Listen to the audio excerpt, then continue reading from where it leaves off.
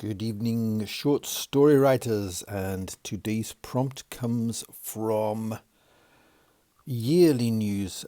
Tonight, apparently, is I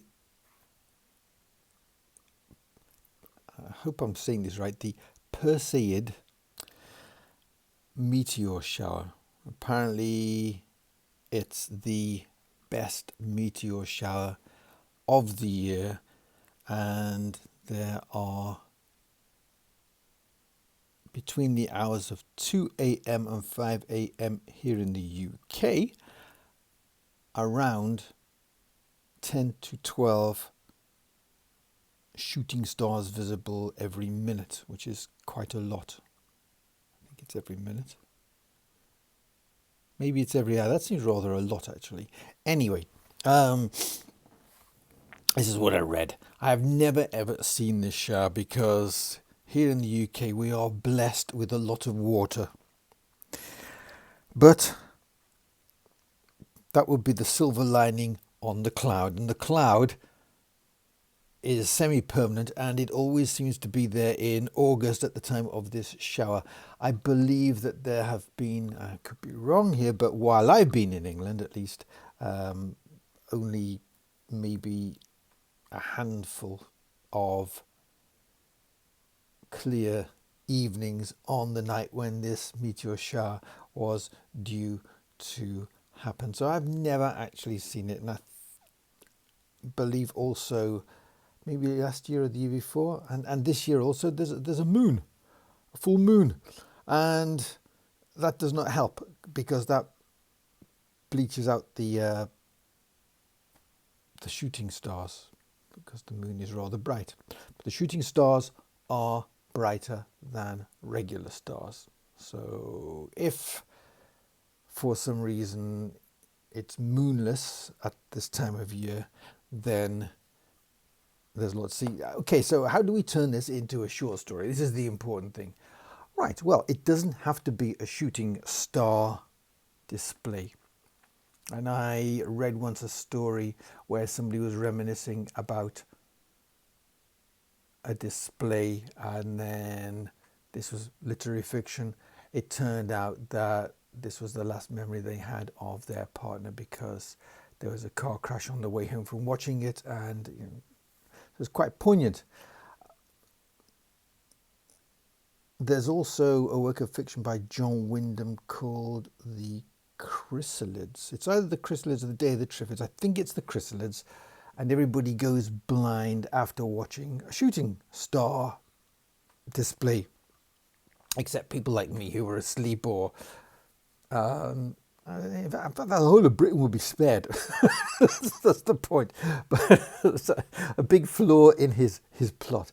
However, it doesn't have to be that. It could be the Aurora Borealis. It could be, do you remember in the year 2000, if you were, that's how old you are, there was what does that happen when the moon passes in? A total eclipse, yeah. There was a total eclipse. So it could be some stellar stroke celestial phenomenon, and everybody goes out, and the story is the aftermath of this happening or the lead up to it happening. It could be an asteroid about to pass so close to the Earth that it does something to the atmosphere, singes it, causes part of the corona of the Earth, the stratosphere, to ignite, perhaps, I don't know.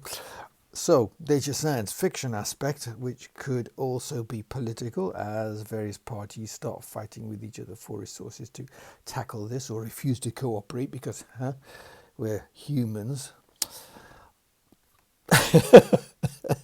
Not that I'm a pessimist or anything. Literary fiction, an aftermath story, and how somebody, it changed their life. They had some sort of epiphany, and it caused them to follow a path, maybe some sort of spiritual awakening, but it took them down a bad path, a path which alienated them from their family. Don't write from the point of view of a religious person, write from a dispassionate onlooker. do not give opinions when you're writing, okay?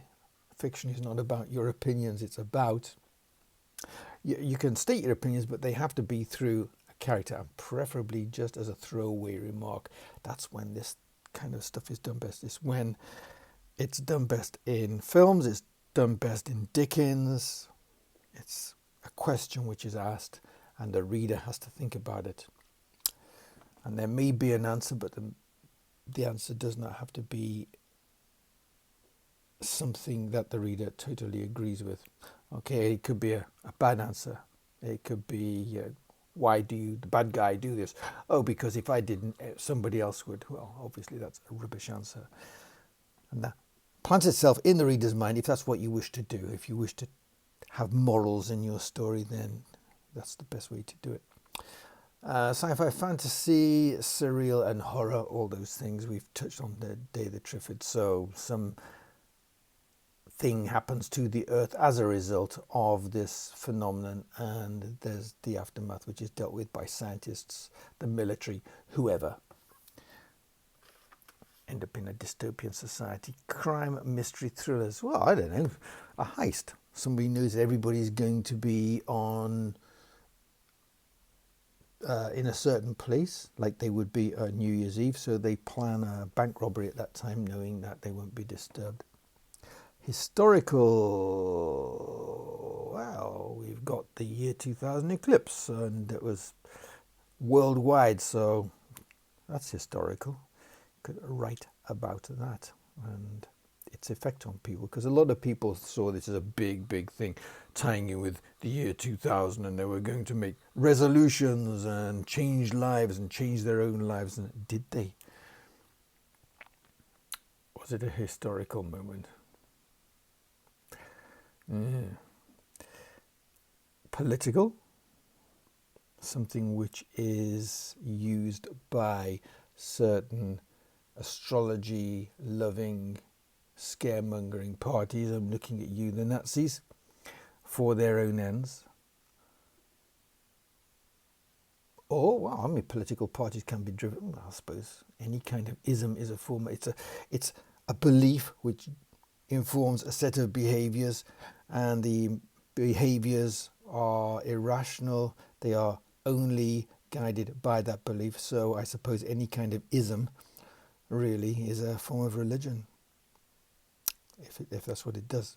So surreal, horror, biographical, I'll leave that up to you. Jury, I can't see how you could write a jury story. I'm going to drop the jury story part, because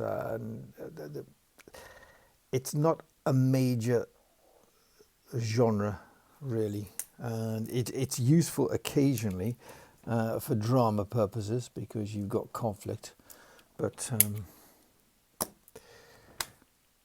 yeah. Okay, where are you? Oh, 8 minutes. I rambled on a bit, but anyway, okay. And it might be actually good if it's a clear night where you are, and you like shooting stars and you like seeing a lot of them, then enjoy yourself this evening. Like and subscribe if you enjoyed this and you think that the world needs some writing prompts for free. Okay, bye for now. Happy writing.